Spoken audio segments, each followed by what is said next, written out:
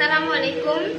আমি আমার আব্বু আম্মুর উদ্দেশ্যে বলতেছি, আমার সব পরিবারের উদ্দেশ্যে বলতেছি, আমাকে আরফাত জোর করে আনে নাই। আমি আরফাতের সাথে নিজ ইচ্ছায় আসছি, সজ্ঞানে আসছি।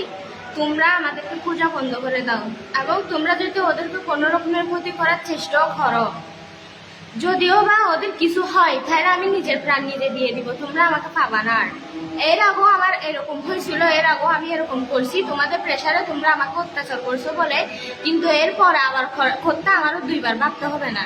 আমি এরকম কিছু একটা করবো, তোমরা আমাকে নিয়ে যাওয়ার জন্য এত কিছু করতেছো, তো তাইলে আমাকে যদি নিয়ে যেতে হয় আমার লাশটা নিয়ে যেতে পারবা। ওদের যদি কোনো রকমের ক্ষতি হয়, তাহলে আমার লাশটা ছাড়া তোমাদের কাছে আর কিচ্ছু যাবে না। তখন তোমরা তোমার মেয়েকে হারাবা। তাই বলতেছি, তোমরা আমাদেরকে পূজা বন্ধ করে দাও, আমাদেরকে খুঁজিও না। এবং যদি আমাদেরকে মেনে নিতে হয়, তাহলে আরফাতের পরিবারের সাথে সুন্দর করে কথা বলে সবগুলা মিটমাট করে নাও। আমরা তোমাদের সাথে যাব, তখন আমরা বিয়েও করবো। এখন বিয়ে করছি, তোমরা যদি সুন্দর করে আবার দিতে চাও, তাহলে সেটা তো আমরা রাজি আছি।